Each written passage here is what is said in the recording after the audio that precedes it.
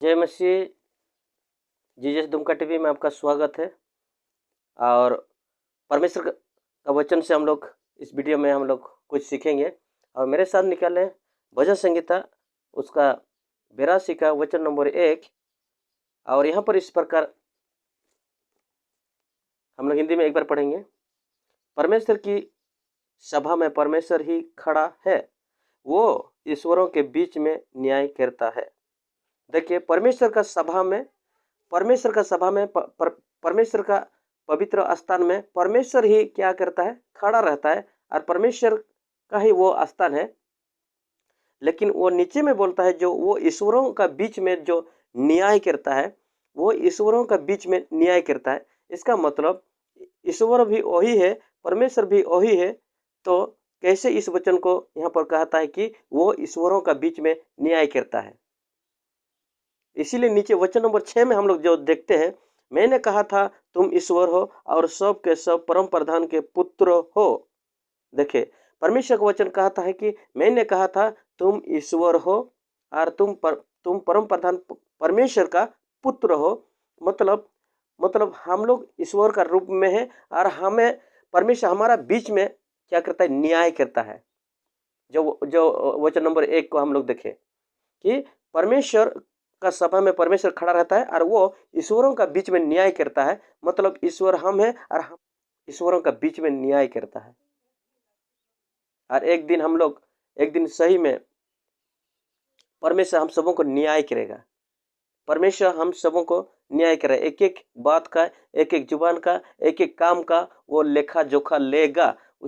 और इसीलिए वचन कहता है कि परमेश्वर का सभा में परमेश्वर खड़ा रहता है, वो ईश्वरों का बीच में न्याय करता है। हम सबों को ईश्वर का रूप में खड़ा किया है। हम सबों को ईश्वर का रूप में हमें कहा मैंने कहा था तुम ईश्वर हो, मैंने कहा था तुम ईश्वर हो और सब के सब परम प्रधान के पुत्र हो। देखिए, हम सब ईश्वर हैं, तो हमें कैसा रहना जरूरी है। इसीलिए परमेश्वर कहता है न्याय करेगा। और एक बार एक वचन निकालते हैं हम लोग, जैसे यूहन्ना का उसका 2 अध्याय 2 का 34। हाँ, यीशु ने उन्हें उत्तर दिया, क्या तुम्हारी व्यवस्था में नहीं लिखा है, मैंने कहा तुम ईश्वर हो। देखिए, यीशु मसीह भी यहाँ पर कहता है, क्या तुम्हारे व्यवस्था में, तुम्हारा धर्म ग्रंथ में, तुम्हारा धर्म शास्त्र में क्या नहीं लिखा है कि मैंने कहा था तुम ईश्वर हो? नहीं लिखा है। यीशु मसीह बोल रहा है। इसका नीचे देखते हैं, यदि उसने उन्हें ईश्वर कहा जिनके पास परमेश्वर का वचन पहुंचा। देखिए, उस यीशु मसीह ने हमें ईश्वर करके कहा। और नीचे में देखता है जिनके पास परमेश्वर का वचन पहुंचा वो ही ईश्वर है। तो परमेश्वर का वचन किसके पास पहुंचा? परमेश्वर का वचन हमारे पास पहुंचा, परमेश्वर का वचन आपके पास पहुंचा, परमेश्वर का वचन आपका परिवार के पास पहुंचा। आप परमेश्वर का वचन पूरा पूरा पूरा सृष्टि के लोगों के पास परमेश्वर का वचन पहुंचा और पहुंच रहा है। वो लोग ही ईश्वर हैं। परमेश्वर का वचन किसके पास पहुंचा? हमारा जीवन में पहुंचा, मेरे पास पहुंचा। और इसीलिए क्या बोलता है कि यदि उसने उन्हें ईश्वर कहा जिनके पास परमेश्वर का वचन पहुंचा, जिनके पास परमेश्वर का वचन पहुंचा और पवित्र शास्त्र की बात असत्य नहीं हो सकती। पवित्र शास्त्र की बात वचन को भी असत्य नहीं हो सकता है, परमेश्वर का वचन कहता है। तो आप सब आज इस वचन के द्वारा आप समझ गए होंगे कि परमेश्वर का वचन आपके पास पहुंचा है। यीशु मसीह का वचन कहता है परमेश्वर का वचन जिसके पास पहुंचा वो ईश्वर है।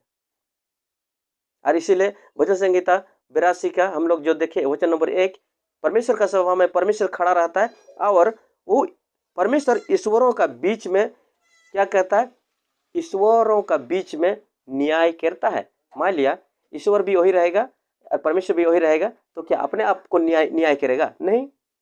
अपने आप को कैसे न्याय करेगा? नहीं करेगा। इसीलिए ईश्वरों का बीच में न्याय करता है परमेश्वर, और न्याय हम सबों को करेगा।